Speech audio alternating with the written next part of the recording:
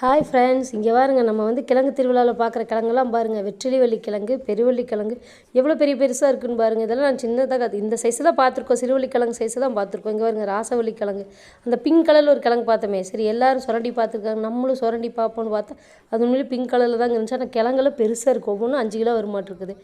காட்டுவள்ளி கிழங்கு, நிறைய கிழங்கு வகைகள் இருக்குங்க. இதெல்லாம் இப்போ தான் பார்த்தோம். முடவாட்டுக்கால், இப்போ எங்கே திரும்பினாலும் இதை பற்றி தானேங்க பேச்சு, முடவாட்டுக்கால்னு.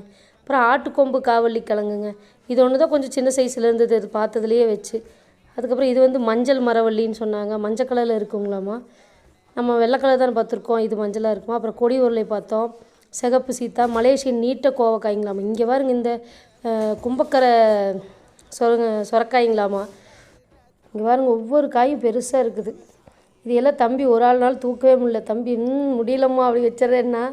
அப்புறம் இந்த பக்கம் ஒரு ட்ரேயில் பார்த்தோம்னா ஃபுல்லாக வந்து ஏரோ ரூட்டுன்னு இது சொல்லி போட்டுருந்தாங்க. இது காய்ச்சல் வயிறு வலிக்கெல்லாம் வந்து கஞ்சி கூட வச்சு சாப்பிடுவாங்களாமாங்க. அந்த மாதிரி நிறைய மூலிகை கிழங்குகளும் இருந்துச்சு. எல்லாமே மருந்து தானுங்க. நம்மளாம் அப்போ உணவே மருந்துன்னு தானே இருந்தோம். இது வந்து பார்த்திங்கன்னா இதை கறிப்பதனை கத்திரிங்களாமா. இது 1 கிலோ வருங்களாம் செடியிலேயே. அதுக்கப்புறம் எல்லாம் நிறைய வந்து சேல்ஸ் ஆயிருந்து கொஞ்சம் இதாக போயிடுச்சு. அப்புறம் இது அந்த கறிப்பதனை கத்திரி வரீங்க எத்தனை பெருசு இருக்குன்னு. எக்ஸ்ட்ரா லாங் சில்லின்னு சொல்லிட்டு போட்டிருந்தாங்க. அதான் ஏரோ ரூட் பார்த்தோம் இல்லைங்களா, அந்த கிழங்கு. பெரிய தக்காளி. அதுக்கப்புறம் ஸ்டாண்டு பார்த்திங்கன்னா ஒரு கையளவு பெருசாகவும் இருந்தது. ஒரு கையளவுலேருந்து எவ்வளோ வேணால் பண்ணிக்கலாம். இந்த மாடி தோட்டத்தில் இருந்தால் இதெல்லாம் டெரஸ் கார்டன் அமைக்கிறதுக்கு தேவையான எக்யூப்மெண்ட்ஸ் எல்லாம் அங்கே வச்சுருந்தாங்க. அருண்ஸ் டெரஸ் கார்டன் சொல்லிவிட்டு அவங்க வச்சுருந்தாங்க. அப்புறம் தோட்டம் சிவா அவங்க வந்து இதெல்லாம் கண்டக்ட் பண்ணியிருந்தாங்க. எல்லாமே வந்து சிறுதானியத்திலே செஞ்ச உணவு வகைகள் எல்லாமே இருந்துச்சுங்க. இதெல்லாம் வந்து பார்க்குறக்கே நல்லா இருந்தது. செடிகள் வளர்ப்பு கருத்தரங்கம் நடந்துகிட்டு இருந்தது. இந்த பக்கம் பார்த்திங்கன்னா அவங்க அந்த சிறுதானியத்தில் செஞ்சது எல்லாமே வந்து புட்டிங் கேக்கு, அதுக்கப்புறம் வந்து நிறைய வந்து அல்வா வச்சுருந்தாங்க, மிக்சர் வச்சுருந்தாங்க. அதுக்கப்புறம் வந்து சிறுதானியங்கள் சிறுதானியத்திலே பக்கோடாலாம் வச்சுருந்தாங்க.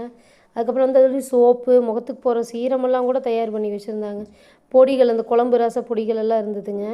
கரும்பு சர்க்கரை இருந்தது. நிறைய இருந்து என்னென்னா சிறுதானியம், இந்த குதிரைவாளி சொல்லுவாங்க இல்லைங்களா, கருப்பு கவுனி, சிவப்பு கவுனி, அந்த அரிசியில் வந்து ஃபுல்லாக நாட்டு ரகங்கள் போட்டு வச்சுருந்தாங்க. நிறைய வந்து புது புது அரிசி ரகங்களே நிறைய இருந்ததுங்க. அதுக்கப்புறம் எண்ணெய் வகைகளும் நிறைய இருந்தது. செக்குலாட்டின எண்ணெயிலேருந்து இருந்தது, நிறைய எண்ணெய் வகைகள் இருந்தது. அப்புறம் இஞ்சி தொக்கு, இஞ்சி தொக்கு, நிறைய பிரண்டை தொக்குன்னு தொக்கு வகைகள் இருந்தது. சாப்பாட்டில் பிணைஞ்சு சாப்பிட்டா நல்லாயிருக்குங்க. பாருங்கள், நிறைய இருக்குது பாருங்க. கம்பு, தெனை, ராகி, சோளம், மக்காச்சோளம், கருப்பு கவுனி, சிவப்பு கவுனி, குதிரைவாளி. இந்த இங்கே ஒரு இது வச்சுருந்தாங்க. இங்கே ஒரு குடவு சுரக்காயும் அரசாணிக்காய் வச்சுருந்தாங்க. காஞ்சி போன ஒன்றை தம்பி எடுத்துகிட்டு காட்டிகிட்டு இருந்தான். நல்லா என்ஜாய்மெண்ட்டாக இருந்ததுங்க. புதுவித அனுபவம். Thank you friends.